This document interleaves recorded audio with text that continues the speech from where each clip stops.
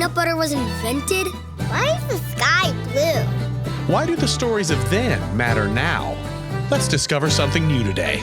Welcome to Kids on the Square!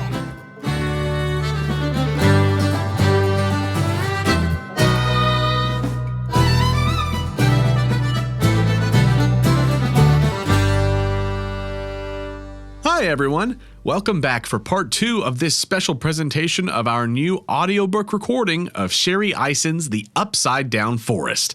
We hope you enjoy it. Chapter 7. Dividing Friends. Baxter was enjoying a good scratch against the bark of an old elm tree when he saw Ralston heading his way. Something was wrong. His friend was usually cheerful and energetic, but Baxter could see from his drooping ears and slow hop that Ralston was not himself.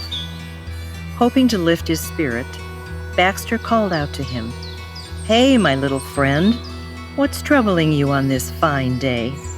Ralston was not only unreceptive, he was rude. "Little friend? What makes you think being big is so much better?" Baxter was confused by the response. He had greeted Ralston as his little friend many times, and it never upset him before. "I'm sorry, Ralston. I meant no harm. Are you feeling okay? You look tired." "What would you know about being tired? You who live in a grand cave where there is room to stretch out and the custom of sleeping in until spring. I guess you're just too big to consider how little creatures live." It took a lot to dampen Baxter's good nature, but this seemed to wound him. "Have I done something, Ralston?" "No, I just don't like your kind. It's not fair that you live with such privilege." Ralston was surprised by his own attitude, but he didn't let on. He simply hopped away. Snake had been hiding in the branch of the elm and eased down next to Baxter once Ralston was out of sight. "Well, someone is jealous." "Jealous? What does Ralston have to be jealous about?" Baxter couldn't understand because he had never made friends based on where creatures lived or what their size was. He valued them for who they were, fellow creatures. "You don't know?" Snake was enjoying his cruel game. "Why, he resents you. He can see how much bigger you are and how much more you have than he does. Let's face it, Baxter. You are impressive. Your size and strength alone make others aware of your presence. And then there's that big cave you live in. In case you didn't know it, you're a bear of substance." "Me?" Baxter would have laughed, but the thought really troubled him. "I'm the same bear I've always been, and I live where the woodsman has guided me." "That's just it," said Snake. "You live large in the forest. You and Ralston really don't have anything in common. You'll always make him and others feel small. It's up to you, of course. But I think you would be better off sticking with your own kind." Baxter nearly cried. "But he's my friend." "He pretended to be your friend, Baxter. Surely you can see that from Ralston's attitude. Animals like you can't afford to mingle with others. You will all be better off if you keep your distance." All at once, Baxter was filled with a great sadness. This was the worst day he had ever seen.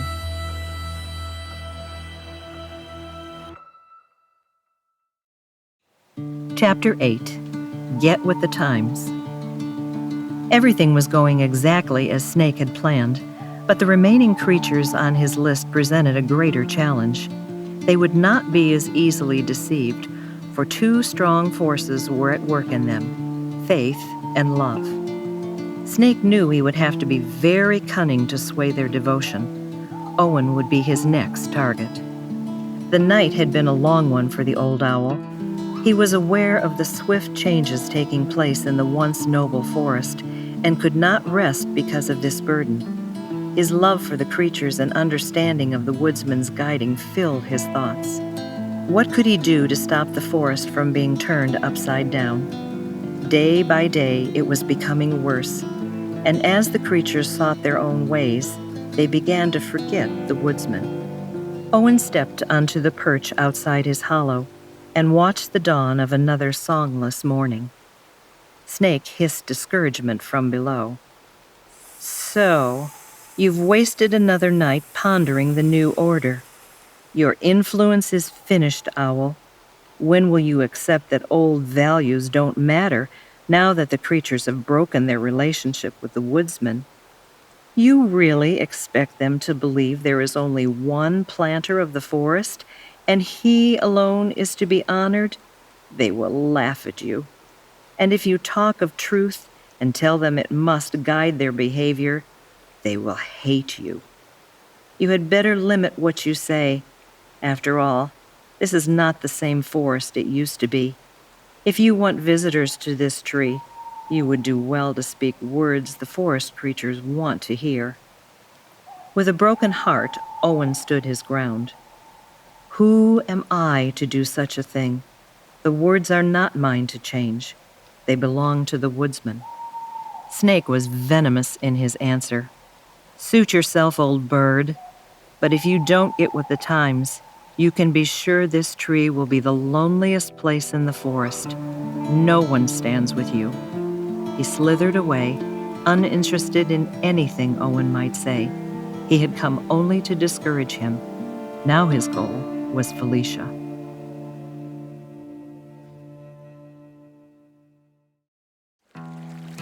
Chapter 9. Don't Miss Out. It had been an equally long night for Felicia. Her young seemed to need her every waking moment and some of her sleeping time as well. Daylight arrived all too soon, and the needs continued. As her pups scampered about her feet, one made a game of nipping at her bushy tail, pulling out bits of her fur now and then. She had warned him numerous times to stop, but he persisted until she finally ended the game with an abrupt snap. Enough! Snake was watching from the entrance of the den. Excuse me for the interruption, madam, although it looks like you could use a break. Are you Felicia Fox? I am. What is it you want? Felicia had no time for this intruder. Snake proceeded carefully. I have heard about your great wit and beauty, but seeing you with my own eyes, it's obvious the story failed to capture the true picture of such a charming creature. It is possible your talents are going to waste, and I have come to inform you of an opportunity that could be most fulfilling. My family is a waste. Felicia's irritation was clear. No, madam, you misunderstand. Your family is absolutely priceless, as are your talents. I believe both could benefit if you were able to step away from this den and share your many skills throughout the forest. With your intelligence, grace, and beauty, you could inspire others in your same position to change their ordinary lives into extraordinary ones. Felicia was direct. And while I'm leading this extraordinary life, what happens to my pups? Oh, that's already been considered. They would be completely cared for by the most capable animals, allowing you the freedom to use your talents for the good of all. There is time for such things when my pups have grown, Felicia stood firm. Perhaps, but will an opportunity still be there? Do you want to risk that? Think of the influence your success could have, not only for you, but for them.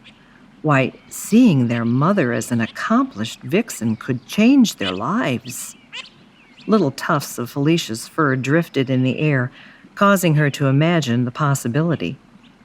What if this was good for everyone? She was careful to hide her thoughts to Snake. I don't know. I'll think about it. Certainly, I want to talk this over with my family. Snake's tone grew cold. It's up to you, Felicia. I came to you first because you are the most qualified. He turned and began moving away to create a sense of urgency to her decision. I'm sure another vixen would be interested. Perhaps one who does not need permission from others. Felicia felt a strange desire to prove her independence and told Snake she would give him her answer by morning. That night, Felicia shared the story with Father Fox. He didn't discourage her enthusiasm, but he thought it all seemed a bit hasty. Felicia was disagreeable, which was not like her at all. "Something is troubling you, my dear, and I'm not sure I know how to help. Perhaps you would like to talk to Owen." But Felicia did not want to talk to anyone. Snake's poison had taken effect. Felicia faced a restless night. Alone in her decision, she battled pride and looked for peace. In the early hours of morning, she convinced herself she would be a fool to pass up the offer. Everything would be fine, and life would be better.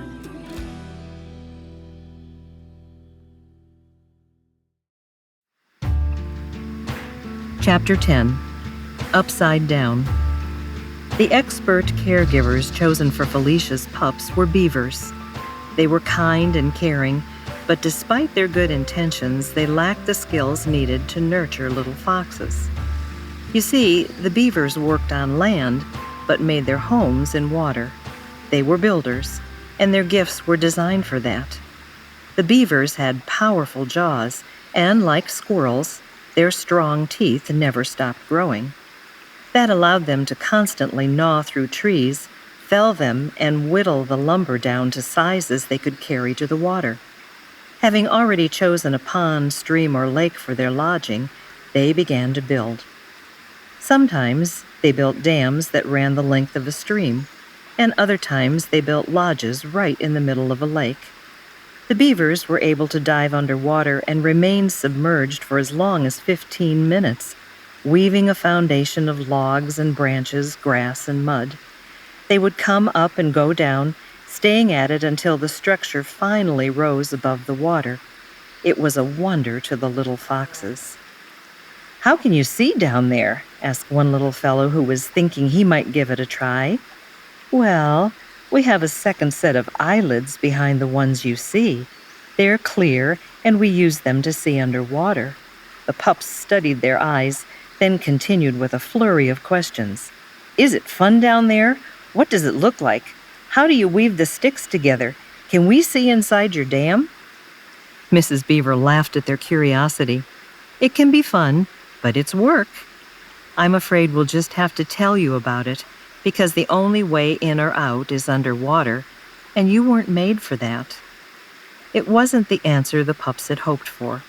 As much as they loved the beavers, the little foxes simply weren't able to live like them, so they played with sticks and watched from the riverbank, spending their days observing beaver life and missing fox life. Felicia sensed this and did her best to fill the gap. But her new responsibilities kept pulling her away. She promised to do more as time allowed, but time didn't allow. It didn't take long for others to follow Felicia's path, and a subtle confusion set in. Rather than learning to be like the creatures they were, many sought to be like creatures they weren't, and their gifts began to weaken. Some of the creatures started saying the woodsman wasn't even real. The further they moved away from him, the greater their doubts became, and forest life lost meaning. More and more creatures began doing whatever they wanted, thinking that would make them happy, but it did just the opposite. Life in the forest completely changed. Peace and harmony was replaced by fear and fighting. Though the creatures tried to improve themselves, they just couldn't. The goodness and beauty designed for them had been lost to the lies of Snake. The forest, indeed, had been turned upside down, and the heart of the woodsman grieved. We'll be right back with more of the Upside Down Forest. It's too long. They won't pay attention. No one talks like that anymore. They won't understand. Just read the summary online. Don't you learn that in It's school? above your reading We level. can tackle that later. American history is my history. Go to kidsonthesquare.com today and find the KOTS 250th challenge. It's a fun, interactive checklist with crafts, puzzles, recipes, and more. Complete the list and you can become a KOTS 250th scholar.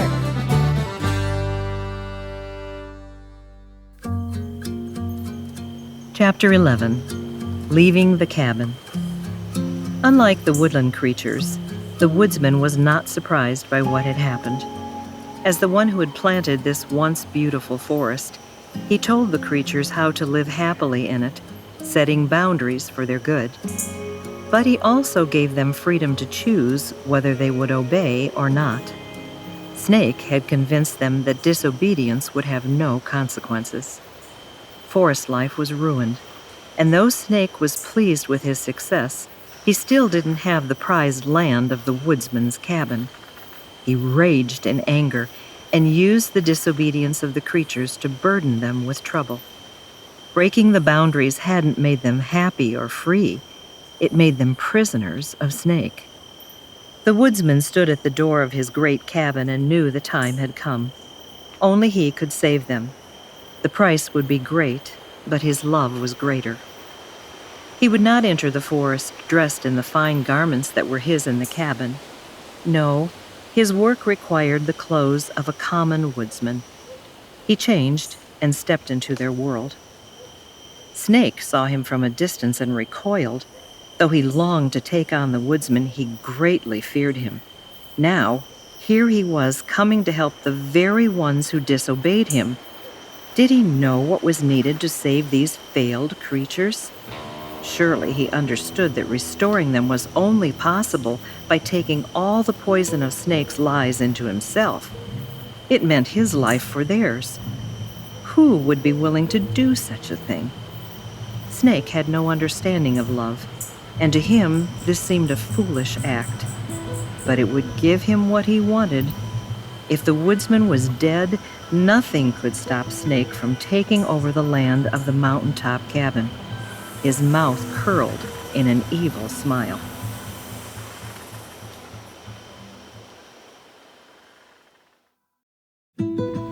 Chapter 12. The Rescue. The forest creatures had lived for so long in confusion and selfishness, they did not recognize the woodsman. They saw him only as a man in the forest, but there was something about him that caused many to draw near, and hope began to fill their hearts. Panicked, Snake went into action. He whispered fear in the ears of those who had become powerful and proud. Look, the creatures are following after this woodsman. Your rule over the forest will be lost. His words filled them with jealousy, and they began looking for reasons to stop him, but could find none. And then it happened. The woodsman told some of the creatures he had come from the mountaintop to rescue them. He spoke about the land of his cabin and promised that those who trusted him could live there forever. That was all the crowd needed to accuse him of a crime against the forest. He was claiming authority. They mobbed him and rushed to judge him guilty. Shouts began to rise, "Death to the woodsman!" Cruelty that had been hidden in the hearts of some creatures became visible. They mocked and beat the woodsman until he was badly wounded, and in that weakened state, they bound him to a tree. Only then did Snake dare approach. This was the moment he had been waiting for. Snake bit deeply into the woodsman's side and released all the poison of his lies. At last, he had won. The forest grew dark, darker than it had ever been, and a great storm forced the creatures to scatter, all but Baxter. He had watched with a sorrow he never thought possible. When the storm passed, Baxter carried the body of the woodsman to his cave. This would be his tomb.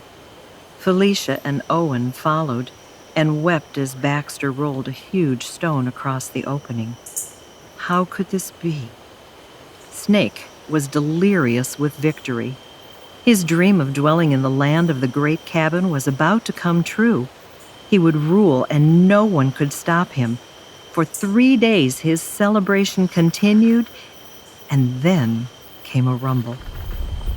Felicia had gone to Baxter's old cave just to sit beside the stone, but when she got there, she found the stone shattered and the cave empty. In confusion, she wondered what had happened and set off to find Baxter. But as she turned to leave, there stood the woodsman, alive. News began to spread, and hope arose in the forest. Snake was doomed. His fangs had been no match for the power of the one who had planted the forest. The venomous bite meant to put an end to the woodsman had no lasting effect because he was the antidote. Life was in him, and through him, the forest creatures had a cure. The days that followed were filled with wonder.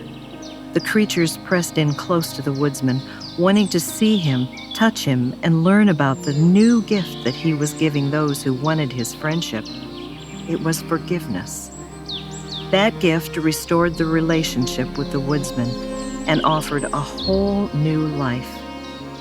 He stayed with them long enough to teach and encourage until time had come for him to return to the mountaintop.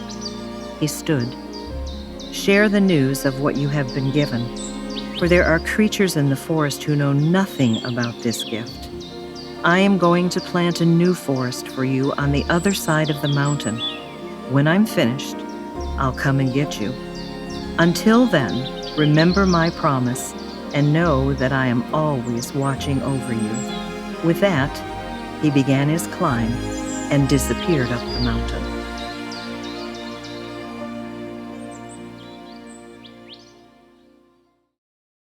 Chapter 13, A New Beginning. Morning was on the horizon, and high upon a tree, Rhonda Robin burst forth in song. It was strong and clear, and her melody of hope filled the air with sounds more beautiful than ever. This was a new beginning. Who would have guessed such sweet notes could come from one who had nearly ruined her gift because of selfishness?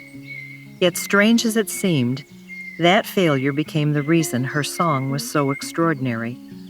Rhonda understood the terrible consequences of doubt and disobedience. She knew the disorder and pain it had brought to the forest, how dark and sad it made life.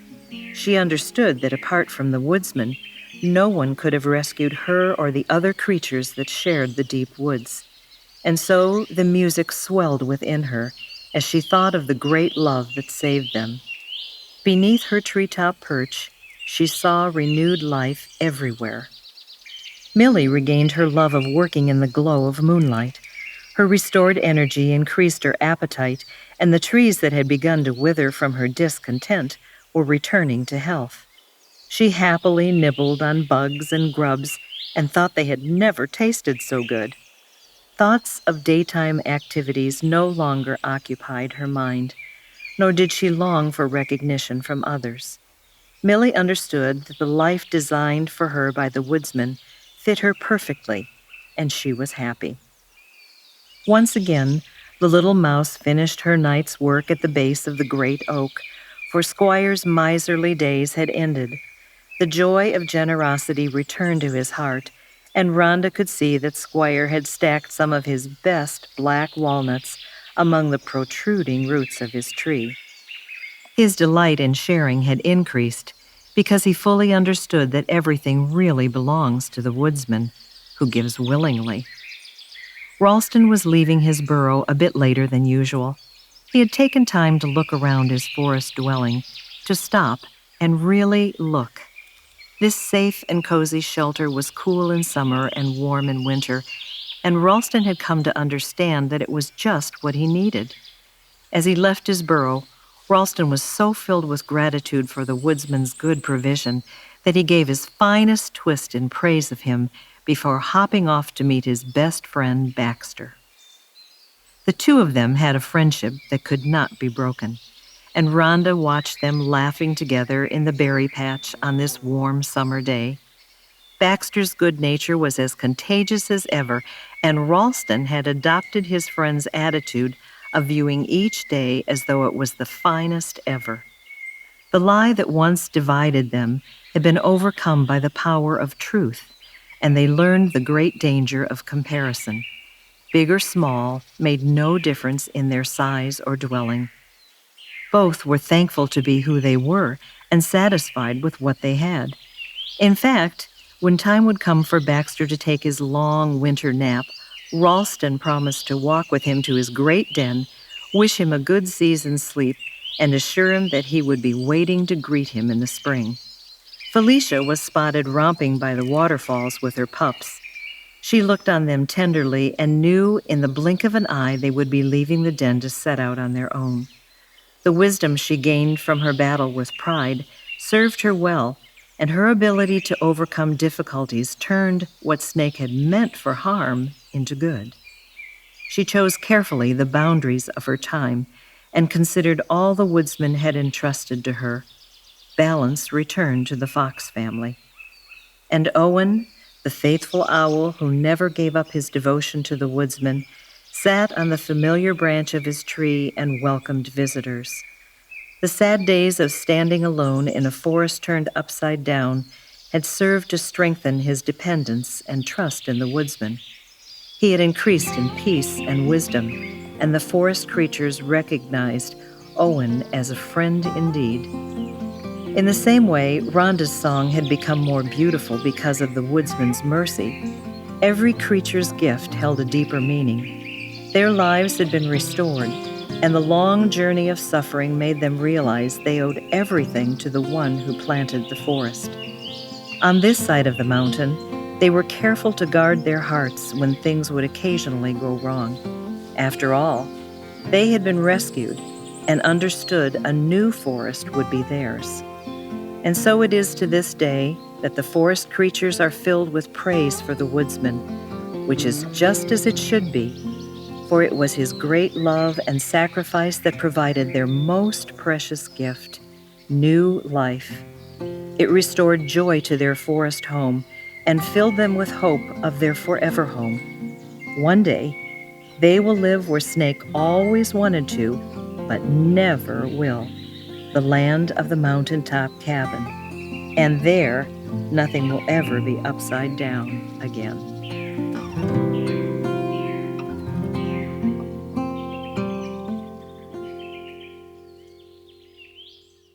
Thank you for listening to this Kids on the Square special presentation. We hope you enjoyed The Upside Down Forest. If you did, please share these episodes with a friend and subscribe to our podcast page so you don't miss our next episode. Kids on the Square is generously supported by listeners like you. If you'd like to support this program, you can contact us via our website, kidsonthesquare.com. And if you want a chance for your voice to be heard on the show, we even have a way to record voice messages right there in our website's contact form. And you don't even need a fancy microphone. You can do it straight from a cell phone. You can tell us what you think about an episode, share things you've learned about stories from the show, let us know about historical stories you'd like to hear, or even just say hi. You can also visit kidsonthesquare.com to hear more of our podcast episodes and find lots of fun activities and resources to go along with them, like our KOTS 250th Challenge. And if you're a parent or guardian listening and you're new to the Public Square, we hope you visit our website, thepublicsquare.com, and discover the full host of other radio products we have available. Thanks for joining us, and we'll see you next time on Kids on the Square.